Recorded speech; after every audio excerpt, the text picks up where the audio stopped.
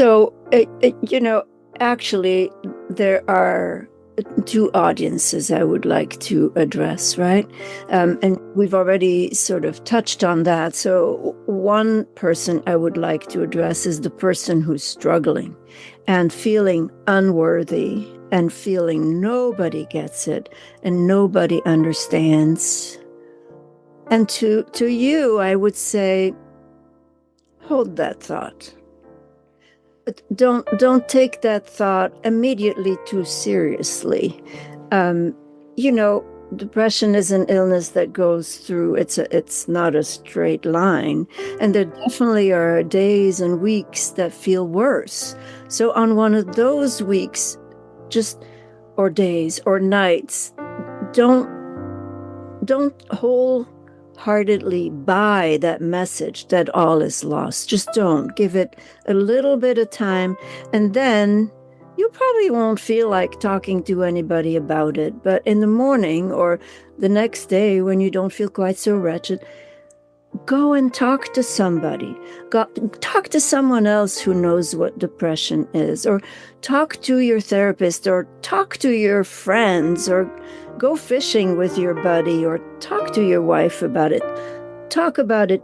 Widen your horizon, because when the horizon closes in is when that suffering becomes most unbearable and seems inevitable. So to people suffering from depression, I would say, don't buy into that. Just promise yourself on a bad day to have another look. And then to all of the people who, I've worked with so many families where the family had to struggle with someone's illness or depression or whatever it was. And there is a thing that happens where your friends might say to you, so how is your husband or your dad? And sometimes people forget to ask, so how are you? So how are you coping with this? This can't be easy. So, perhaps in your daily life, not a whole lot of people come up to you and say, so how are you coping with your husband's XYZ or your dad's XYZ? So I'm just going to say this to you right now. I'm asking you, if you have someone that you worry about, how are you? How are you? Because I know it's hard for you too. And I'm quite sure half the time you don't know if you're doing the right thing or the wrong thing or too much or too little. I know that you're not alone. And again, go talk to someone. There are other people who are in that helper position. You're not alone. Go talk to someone. Everybody, welcome back to Living the Next Chapter. It's an author podcast. We get to talk to some amazing people. I think our conversation today is going to be really helpful as well. Rae Dumont's on with the show with us today to talk about her journey. She writes a lot of different things. If you like short stories, you'll fall in love with that. Fiction, a lot of great stuff. And Rae's here to talk about her book. And I've had a chance to go through it. It's powerful. It's definitely thought-provoking, and it's going to help you as a family member to navigate some pretty dark days. And for you who may be struggling and nobody knows, or you don't think anybody can help, our conversation today could be very helpful. So Rae Dumont, thank you so much for making time to be on the show. Welcome to the podcast. Well, thank you for inviting me. I'm glad to be here today. It's excellent to have you here. Rae, let's start here. Where are you in this great big world of ours? I'm on the East Coast of the United States of North America. Excellent. That gives us some kind of context, right? And specifically, currently, I live in New Jersey in what is fondly called, viewed as a suburb of Manhattan, but we're in New Jersey. Okay. And fall is definitely upon you there where you live? Oh, yes, fall and all the fall viruses. You heard about those? Right. Well, that's always fun. Yeah. Oh, yeah. Well, just good. food. Thank you for making time to be on the show, Rae. I'm glad to have you here. One thing I like to do at the beginning of every episode is honor the authors that are listening. They're here looking for inspiration from a fellow author, a writer. because maybe the person listening is brand new to their journey of writing. They don't know what they don't know. And having time with a published author is a joy for them. So I was curious to ask if you could talk to the audience that are authors about some inspiration from your perspective that we can encourage an author that's listening. What would you say to a relatively new author just to kind of get them going on their journey in writing? Well, that's such an interesting question. I I have to translate your question a little bit because I came to writing this book because it just demanded to be written. So it just grabbed me and it wouldn't let go until about 2 years after it grabbed me, it was ready to be sent out. So, and not all writing, I'm sure, is like that, but I can only share how it works for me. The My interest is in writing what I know to be true. I don't write necessarily to entertain, although I certainly hope that the language is pleasing and I hope that the story is appealing and that it is entertaining to read. But I primarily write because I want to get at what's true. And my big hero would be James Baldwin, who wrote always about what he knew to be true underneath all the things that we see. And so maybe that also speaks to how I came to write a novel. I wanted to write what I knew to be true about families and because I've been a family therapist for years, and prior to that, I was a pediatrician for many, many years. So what I've learned is true is that no person is an island. And so I didn't need to describe historically or precisely any specific events that I had seen unfold. I needed to get underneath that at what some of the fundamental truths are, if that makes any sense. Mm-hmm. Yeah. So In the Shadow of Silence is a novel, and its intention is to speak truth to the journey of mental health and being a family with someone in the family who is struggling with mental health, or actually with any illness, but mental health in this case. Okay. Yeah. It's a very poignant story that you share in The Shadow of Silence. Again, I've had a chance to go through it myself, and I believe the book is coming out in February. Is that correct? That's right, the 7th. Okay.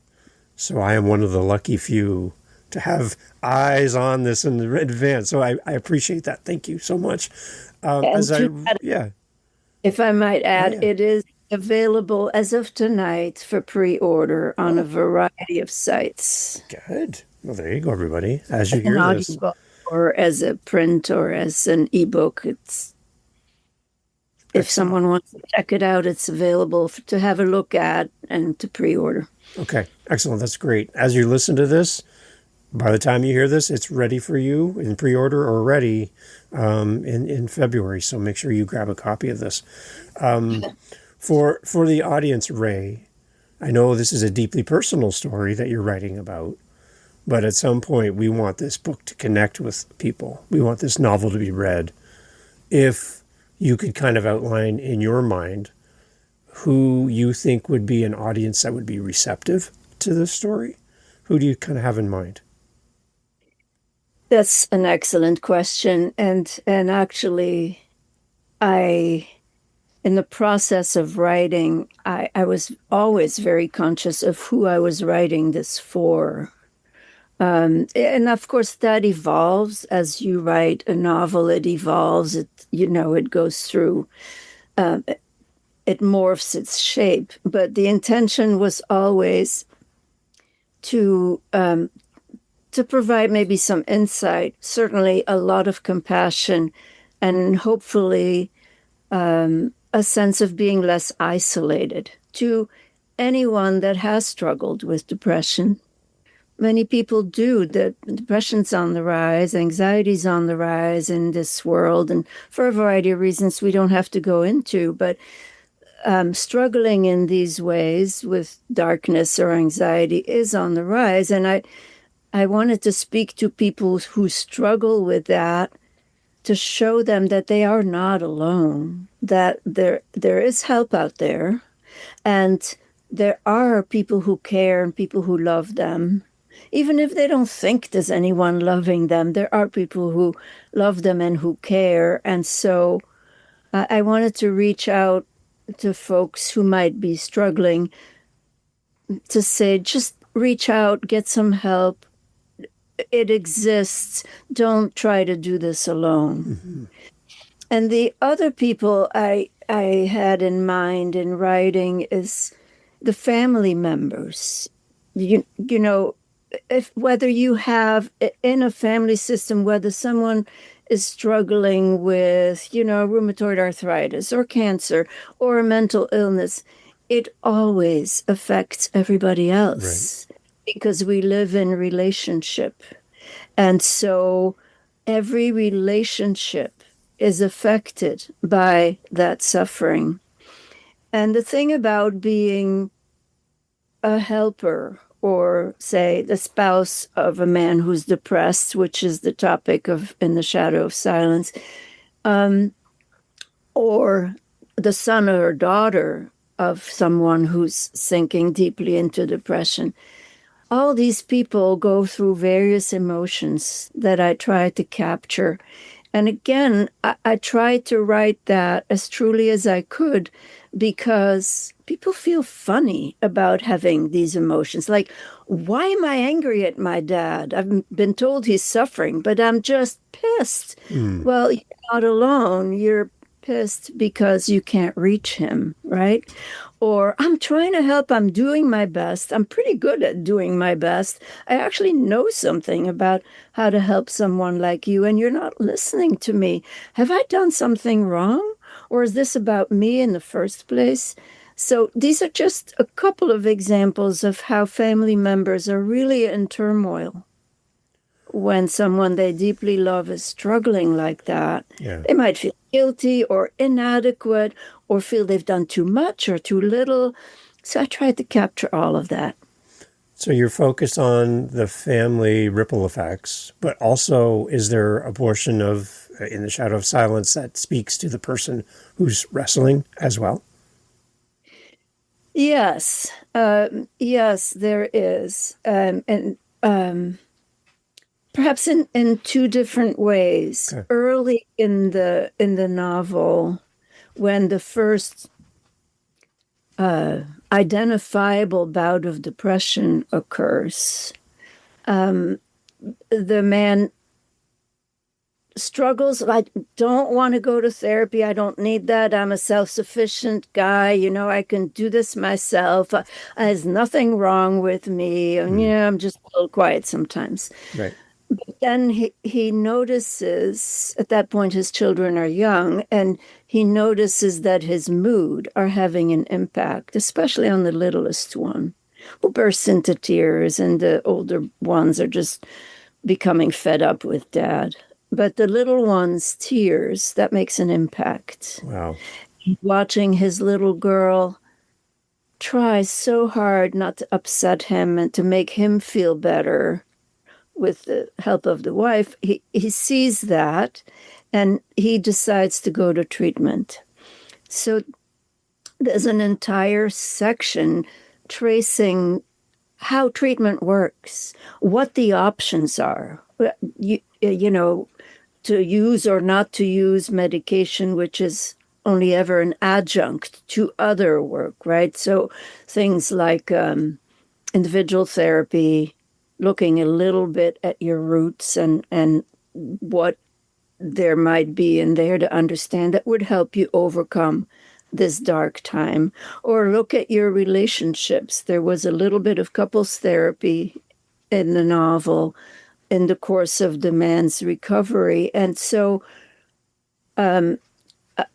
I was hoping to show that that whole process, the talking therapy, all of it, eventually the medication, exercising maybe, or maybe some awareness training, any and all of those things have their place.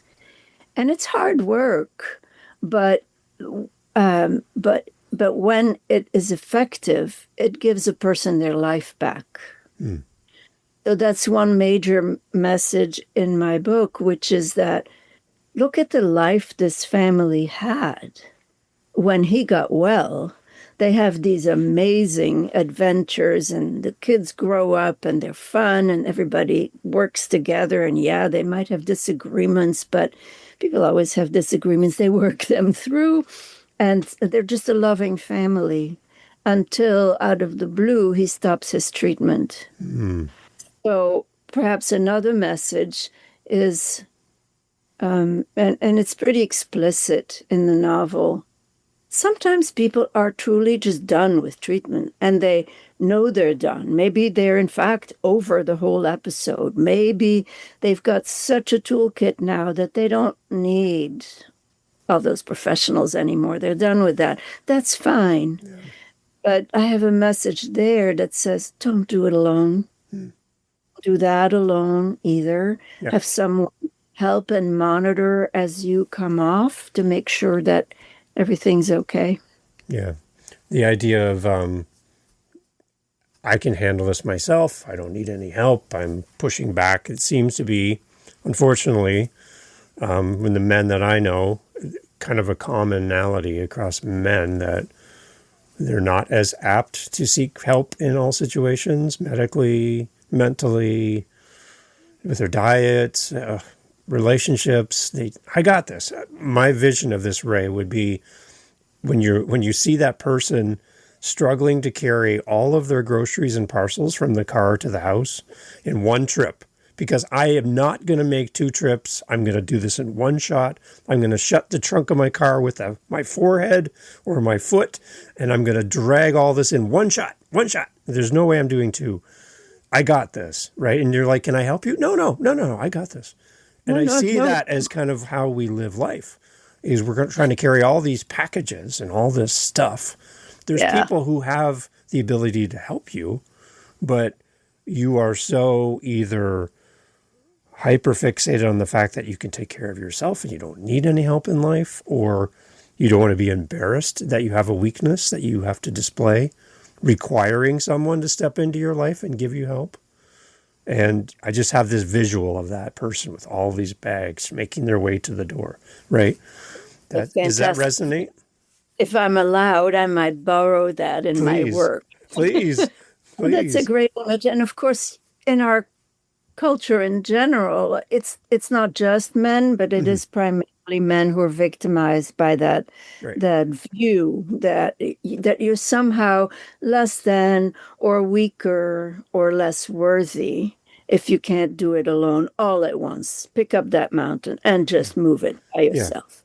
I am seeing more as generations change that more men are being accepting help than traditionally back generations before us. My father, my father's father. The world is getting different, and I'm seeing it more accepted. And one thing I think, too, as men specifically, as it relates to your book, is that we are not just living for ourselves, we're living for our family. And we are on a platform, and our children are learning from our example. So if we refuse treatment and we refuse help and we refuse any of this stuff, what lessons are we teaching our family, our children, right? And again, that is such a fabulous point, and one I was hoping to make, and in the shadow of silence. And I make it there in 2 different ways. One is when things really go sour, we begin to learn more in the novel about the family history of the man. And so in his family in particular was one of those families where there was a lot of depression and a suicide. And he grew up with it being forbidden territory. It just was not talked about. and his own father, which happens to too many people and it's so hard to talk about, but his own father with his moods was actually traumatic for his sons. And Lyman, the character in my book, says early in his therapy, I promised myself I wouldn't be like my father, that I would be better for my kids. And he does for a while.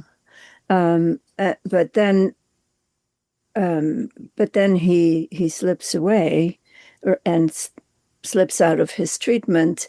And it's the rest of the family that's left to muse on the fact that there was a precedent to this in the family, but it was never talked about. At the end of the book, one of Lyman's sons has to grapple with his own depression. And his brother says, the least we can do, the least we owe our father is to address our own problems as they come up. So I do think children and even adolescents and young adults learn from what they see, and that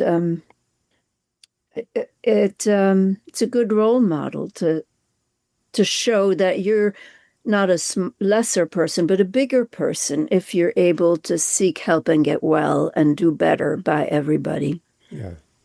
And then the idea too that like I'm now a grandfather, I have 3 adult children, I'm kind of that empty nest stage of life.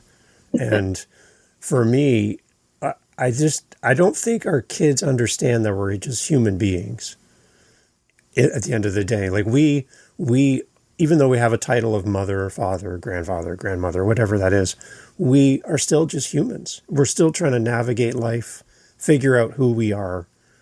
I did an episode on one of my other shows called Dad Space, and I talked about post turtles. Now, I don't know if you've ever heard of a post turtle, but it's basically a turtle on top of a fence post who's kind of got all 4 legs, all kind of moving, and somebody's put them on top of a fence post. There's no way they got there on their own. Somebody put them there on purpose, right? And they're up there in precarious position, and they're kind of stranded. They're just there by someone else's choice. And as adults, we get given titles like dad and mom, but we're learning on the job. We don't know. Even though we just been given this title because we have a baby or we've adopted or something, we are now given a title, and we have to work our way into the title, like on the job training. Just because someone gave you a title doesn't mean you know what you're doing.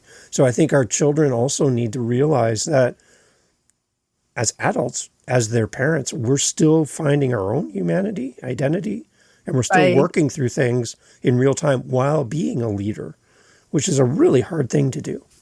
It is a hard thing to do. And Eva, who's the main character, the wife, goes through all of that. She's doing her best trying to figure out how she needs to cope with this situation, and how to be real with her kids about what's going on. And she says a number of times, I'm sorry, sometimes I'm not sure what to do. I did my best. Maybe I did the wrong thing. So, we are all human and we do our best. And I think as a parent, and this is true in my book, but also in my work in my office as a family therapist, it's helpful when parents know how to say, I'm sorry. When they know how to say, well, maybe I made a mistake. Let's try that again. Or, well, I did my best. I'm listening. Maybe we can find a better solution. Because, I don't want to be, what did you call it? A post-turtle? Post-turtle. There's a visual for you. Yes. Oh, man, that's a visual. It's like, how did it get there? It didn't do it on its own, right? Yeah. I think that the other thing, too, about living our lives in front of our children, I talk about in content creation, we build in public. We build our lives. We build what we do in front of people. We bring people along for the journey. We don't just show them the result.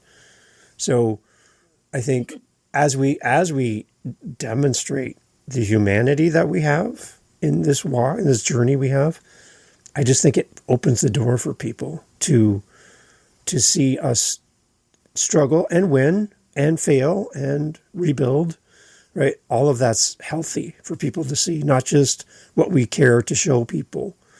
This whole idea that I don't need help, I don't need support, I don't need counseling, I don't need medical intervention, I don't need to see a doctor for my physicals. These are all elements of I got this and I don't need anybody's else support. And again, I just think that can be a little dangerous for children to grow up in a home where dad never took care of himself or asked for help. Again, I just that's the thing I just want people listening to kind of go, as a dad, as a man, as a parent, as a mom, make sure that you don't hide your journey from your kids.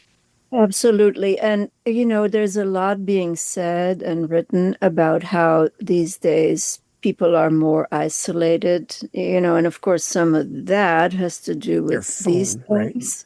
Right. Right. And with living, in some ways, a very public life, Yes. but the snapshots, the very edited best pictures on social media. Mm-hmm. So, of course, I think there's good evidence that there's more sense of isolation and more sense of never being quite good enough. Yeah. And I do agree with you as a parent. One of the things we can do is model just being connected, being human, doing our best, Yeah.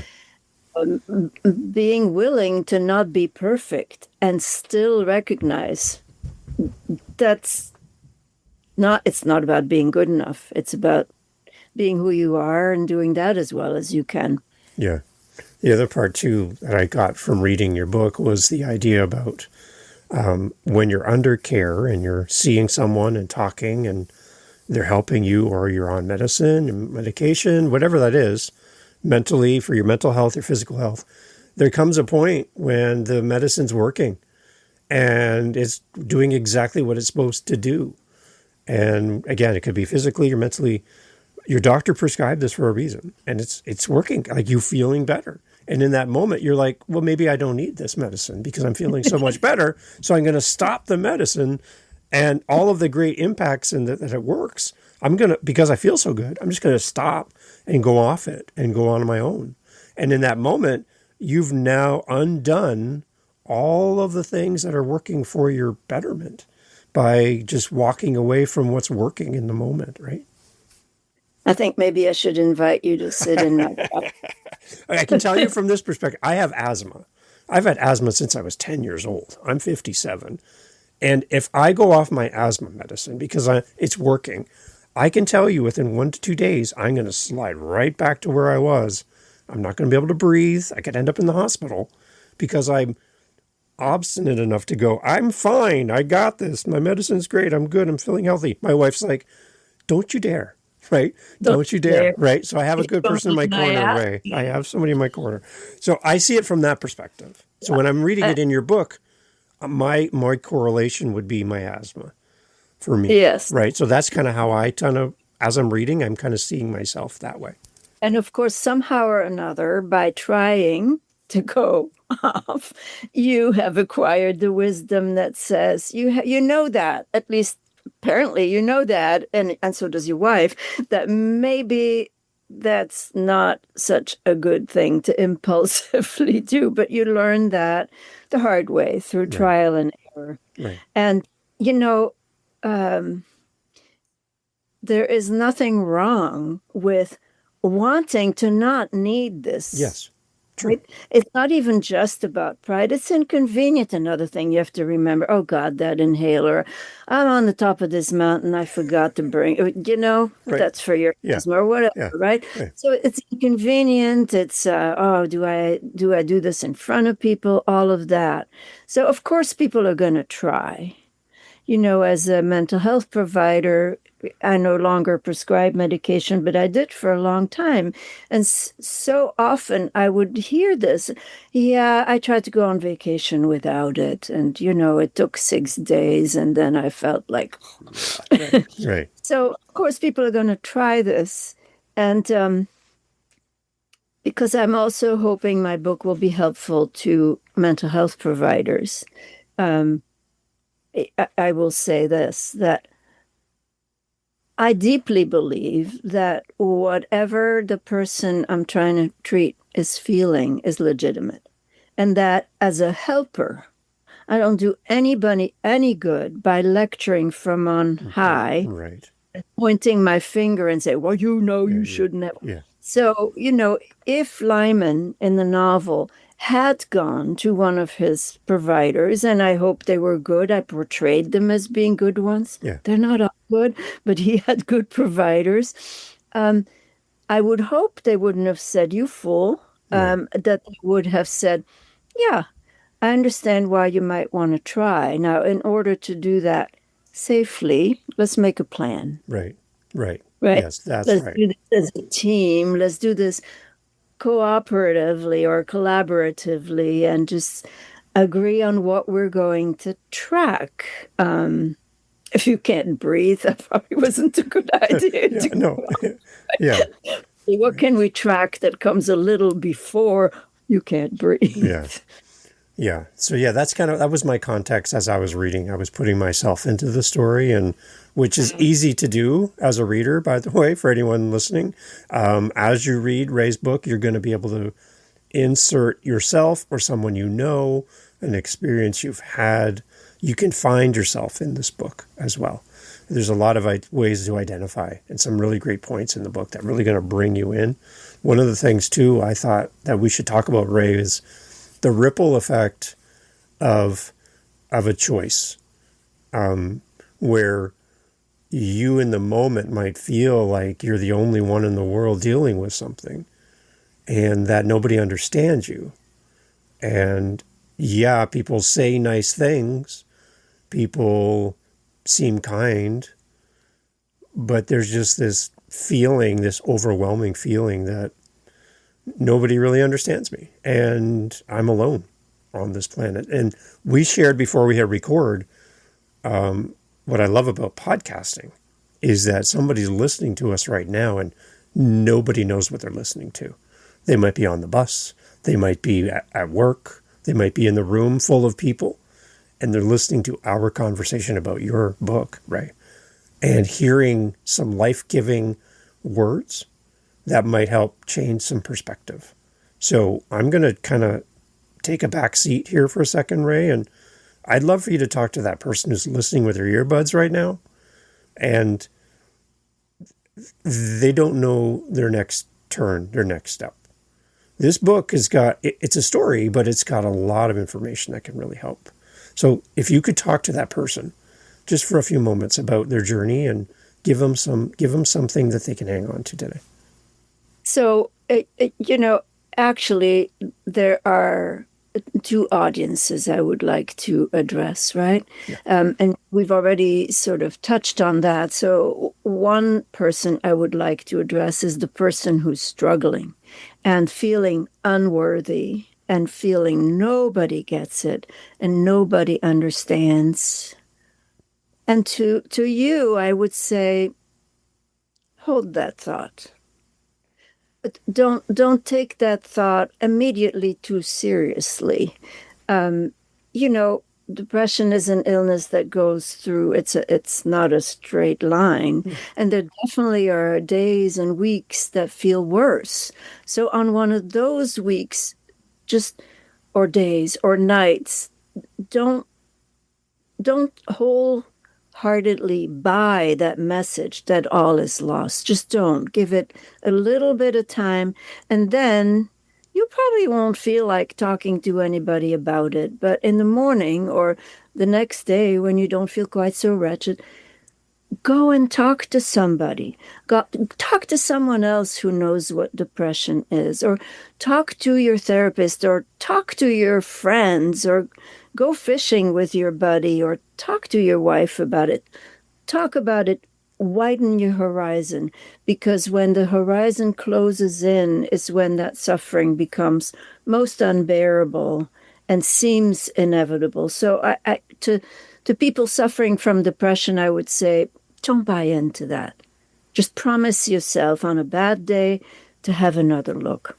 Right. And then to all of the people who, I've worked with so many families where the family had to struggle with someone's illness or depression or whatever it was. And there is a thing that happens where your friends might say to you, so how is your husband or your dad? And sometimes people forget to ask, so how are you? So how are you coping with this? This can't be easy. So, perhaps in your daily life, not a whole lot of people come up to you and say, so how are you coping with your husband's XYZ or your dad's XYZ? So I'm just going to say this to you right now. I'm asking you, if you have someone that you worry about, how are you? How are you? Because I know it's hard for you too. And I'm quite sure half the time you don't know if you're doing the right thing or the wrong thing or too much or too little. I know that you're not alone. And again, go talk to someone. There are other people who are in that helper position. You're not alone. Go talk to someone. Okay. With your background, this would be a interesting answer from you and the people you've served throughout your career. For the children impacted by something that's happened within their family. You talked about the tears of a little girl and makes you want to go get help, right? There's this, we talked about the fact that we're always on display as parents. We're teaching as we learn, and our kids are picking up all the cues for them to how to navigate life as an adult once they get to where we are. When tragedy finds its way into your home, and for the children, how, like you talked about the sons wrestling with their own depression. How do we find the strength to move forward when it's that ripple effect now in the family, that part? Right. Can we touch on that a little bit, please? Yeah, and there are two phases to that. You mentioned tragedy, right? So let's break it down in time. There is before the tragic event. Yes. It's all that lengthy coping with, and hopefully it never comes to a tragedy, but we don't know that. When people live through that, they don't know that. And you mentioned the children. Of course, as a pediatrician and a family therapist, I was always focused on the children. And I would often work with families where the parents might think, well, we don't have to burden the kids with this. They don't need to know. They don't need to hear all this. To which I'd say, they already know all this, right? You don't have to use words to say daddy's not well. Right. You don't have to, or take another situation, families deciding about divorce. The kids always know before it is mentioned. Right. And I one of the things I fairly often did in my practice is sit down on the floor with the kids and a huge piece of paper and draw a map of their family. And the kids were the bosses. The parents couldn't talk. So the kids got to assign a color marker to each person. And then they would decide each person would be represented by a color circle. So let's say dad was going to be green and mom was going to be red. So the kids would debate with each other and decide where mom should draw her red circle and where dad should draw his green circle and how big, really. And then the kids would proceed to put themselves on that paper in relation close or far to each of their parents. Wow. And then got to draw the conflict line, the stuff that hits the fan. Yeah. And they also got to draw sunny love lines. And the parents almost universally went, oh my God, the kids have it. They know. So this is one message. Kids know, right? Yeah. You don't have to tell them, they already know. And I hope I'm saying all that in the hope that's a comfort to parents. The kids already know. So the question is, how can you talk about it with them in a way that is comforting, that allows them to speak? In that particular little exercise, the parents weren't allowed to speak, right? They got to listen, and they got to, you know, notice how much they didn't know the kids knew. Mm-hmm. Now, you did mention the tragedy, and I've also worked with families that had to cope with the tragedy afterwards. And, there I would say every person reacts differently. Every individual is going to react according to who they already were, or according to where their place was on that map, or who they were in relation to everybody else. And it's helpful to find a space where that could be talked about in a way that makes room for each of these roles. Mm-hmm. In The Shadow of Silence, the little girl, after the tragedy, is the one who's most furious. She is furious because she feels she got abandoned and the idiot ruined our summer. So, okay, she in the book, but in real life too, the person who feels that's okay. That's okay. And the way you're going to get through this tragedy is if you allow each other to have whatever feelings you have. And you don't have to argue about what the proper or the correct response is to the tragedy. There are as many responses as there are people, and then some. So that would be my thought there, to just make room for each other's reactions. Don't get impatient. Just take your time. Talk or don't talk. If you're not a talker, journal about it. Send letters to each other. Find a professional to talk to, or don't. Go for hikes in the woods if that's your thing. Mm-hmm. Make yourself a priority. Be a little bit selfish. This is your time to unplug from all the other activities and make time for yourself. Correct. And as a parent yourself, Right. Good luck with that. Right. Good luck with that. Right. Yeah. No, I'm the parent. That's in my novel as well. The mother can't even get around to her own grief or her own reactions because she's just busy running around like a chicken without a head, trying to take care of her first. Right.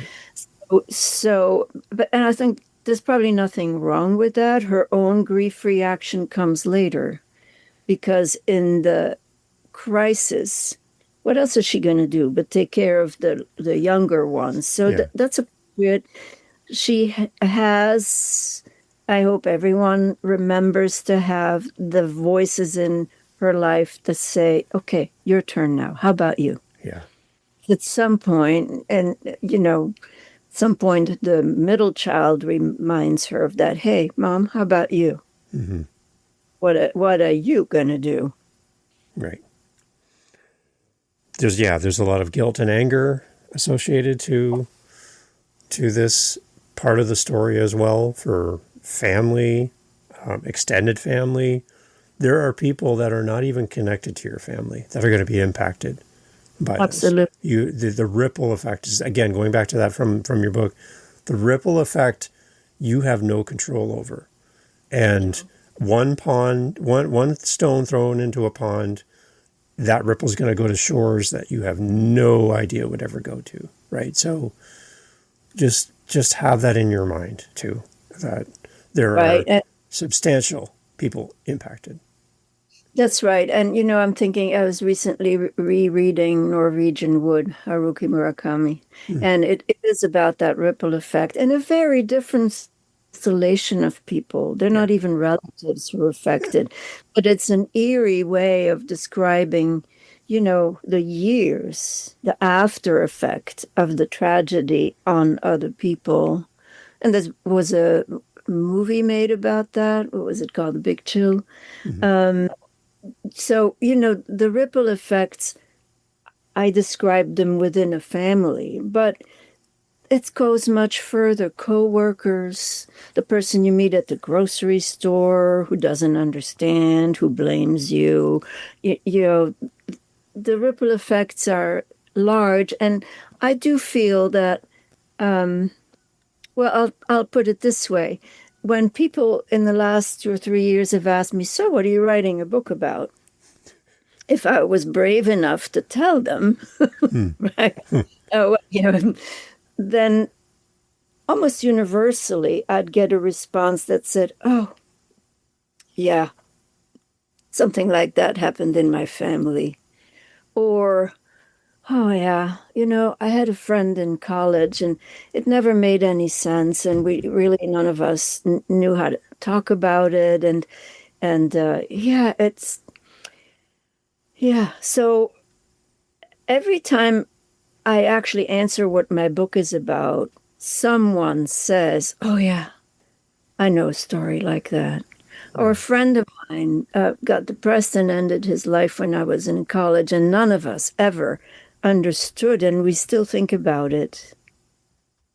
So, yeah, the ripple effect is large.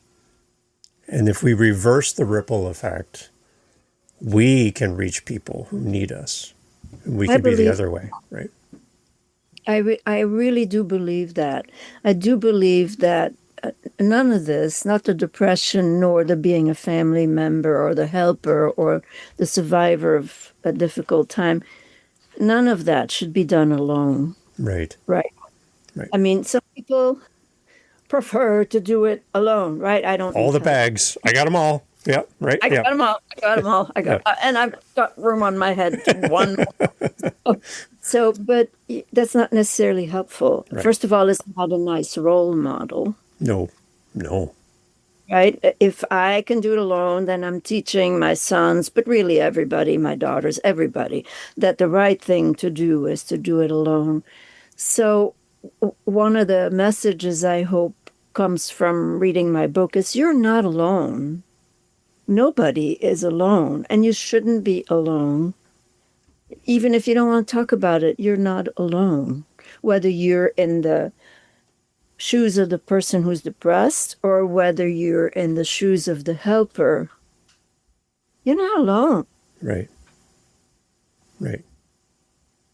It's beautiful. In the Shadow of Silence, everyone. Rae Dumont is the author. It's a great book. Again, I've had an advance copy, and I'm super thrilled that I was entrusted to have that. Thank you, Rae. And to go through it, again, there's so many opportunities when reading that you just feel like you can put your own situation. You talk about people are like, oh, yeah, that happened in my family, or I knew someone. As you read this, then just kind of keep this close to you and share this with somebody. Because that person that the one thing about depression that I find very interesting, Rae, is that it's not always the people who are somber or withdrawn that are depressed. There are people who are the life of the party, who come in and just light up a room. And that's the most confusing, is they're so happy. Like, they have everything. They have fortune and fame, and they're a movie star, or they got money, and or whatever. They're just the funniest, happiest people you've ever met. And then the shock. Because we seem to associate depression with inwardly focused, withdrawn, a person off on their own who doesn't want any interaction. But how confusing is it when someone is like the life of the party, right? I really appreciate you making that point. And of course, in my book, the person who is depressed becomes drawn. But you're absolutely so right. That's not the only way it shows. Depression has many, many faces, and it can be very, very, very confusing. And people around the person who's suffering may or may not actually really know that they're suffering. They might be confused. They might just have alarm bells going, but not really know.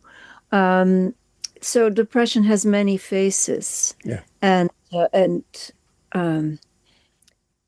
one of the things when a tragedy happens is everyone else feels guilty about what they missed, about what they didn't do or did do or should have done or shouldn't have done. And so if I have a message here is that the thing is multi-faced.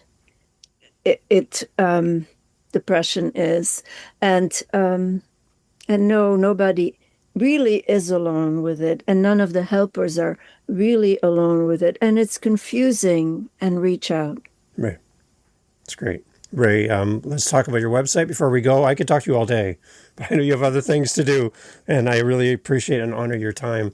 Your website, Rae, and then again, remind us when the book is available for release for everyone and the pre-release, the details around the book again. But your website, Rae, please.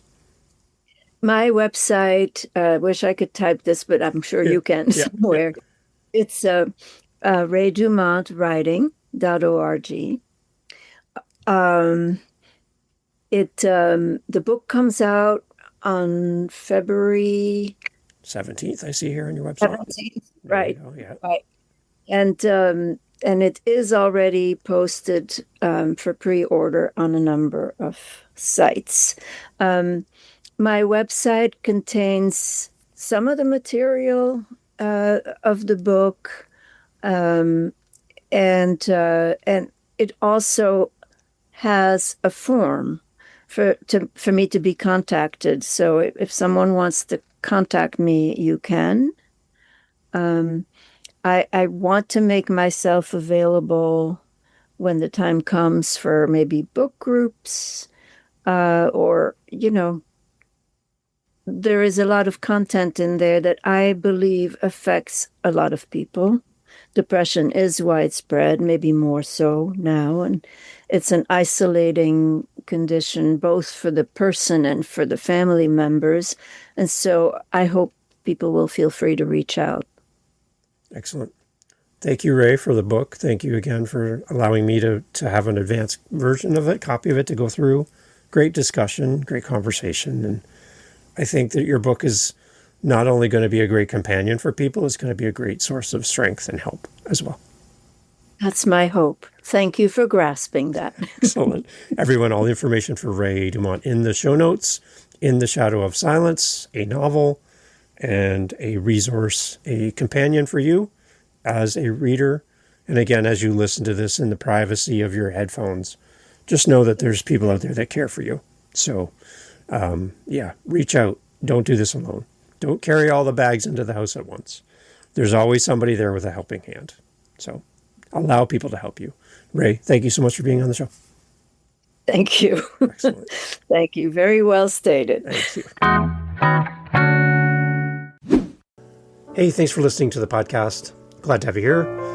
I just want to let you know that you can always find out what we're doing live in the moment by going to our YouTube channel. Head over to livingthenextchapter.com. There'll be a link right there. Head over to our YouTube channel. Make sure you like, subscribe, do all the things that all the YouTubers love to say. And in our YouTube channel, a couple things. You're going to get advanced listens. You're going to get the episodes that we're working on in real time. So we record and post daily on our YouTube channel. I'd love for you to give us a follow over there.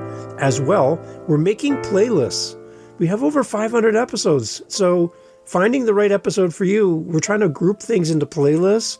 So if you like children's books, if you like business, you like historical fiction, we're grouping our authors together to make it a little easier for you to find your favorite next author. So head over to livingthenextchapter.com. And again, I'd love to hear from you. Hearing from the listeners of the show is great. And I just want to say thank you for being a part of the podcast family. And I look forward to having you back for the next episode. Thank you for being here. I really appreciate your time and your listen. Take care.